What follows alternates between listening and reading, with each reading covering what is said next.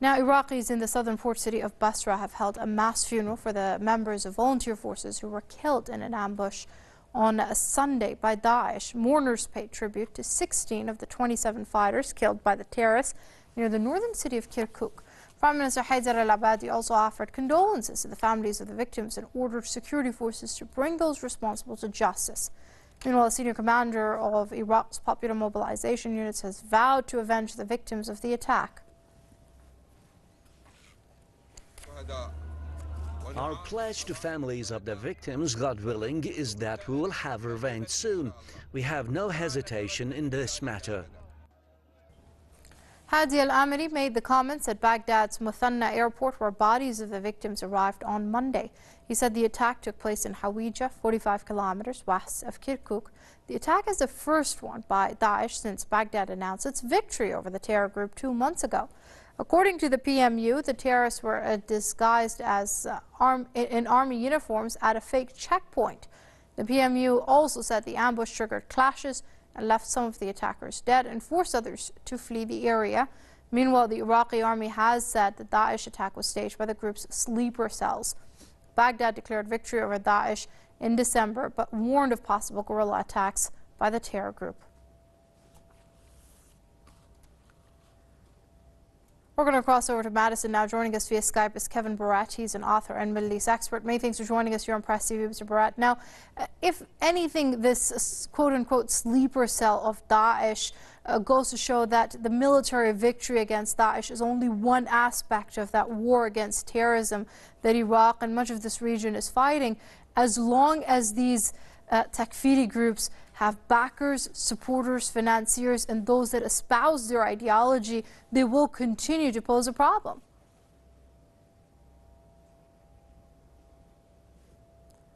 Well, it seems we don't have your audio there, Mr. Barrett. Have you? Oh, I'm sorry. Okay. All right, there you go. Yeah, it's not just a matter of ideology. These people are pawns on the geopolitical chessboard, and as you said, they are being supported by various outside forces that want to destabilize the region, and in particular Iraq. We have to remember that the real purpose of the U.S. invasion of Iraq was not to liberate Iraq, not to transform Iraq into a model Western-style country, but rather to take down Iraq as a thorn in the side of Israel and to make sure that for the foreseeable future, Iraq wouldn't be able to realize its potential as an independent actor in the Middle East. And they're continuing that effort now through indirect means rather than direct U.S.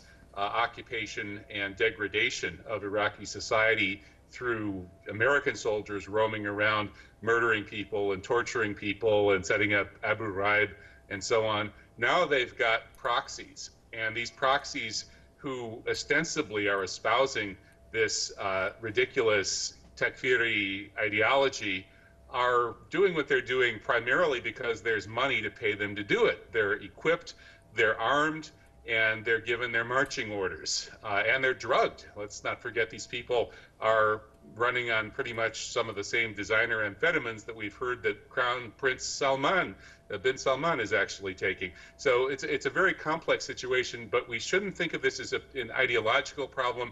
If that ideology were to lose all appeal, the same mercenary paymasters would come up with some substitute, and they would still find people that they can pay to wreak havoc in the region. Right. So, Mr. Barrett, this is also a concern because when we see certain powers speak of their war against terrorism, and even international fora like the UN talking about fighting terrorism, they never talk about these root issues. Now, do they? Of course not. It's all kept at a level of kind of kindergarten brainwashing for the public and the mass media. Here in the West, we are incessantly told that our government is only interested in selflessly going around the world doing good for others, when the reality is precisely the opposite. The U.S. is an empire.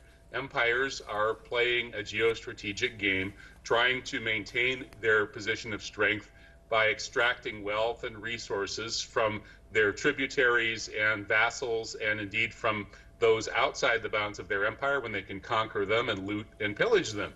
That's what empires have always done. That's what the U.S. empire does.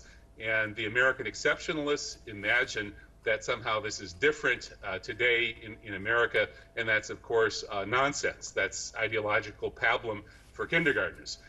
So we do have to insist on talking about reality when we're debating these issues. We shouldn't let the propaganda spinmeisters of empire get away with their lies, and we have to insist that we understand the geopolitical level of what's going on in order to educate people that this kind of behavior really isn't in anyone's best interests. A multipolar world of rational leaders, of sovereign nations working to develop their countries and help their ordinary people is the kind of world we want, not an imperial world of predatory behavior. Okay, let's leave it there for now. That's author and Middle East expert Kevin Barrett joining us via Skype from Madison. Mr. Barrett, it's always good having you with us here on Press TV.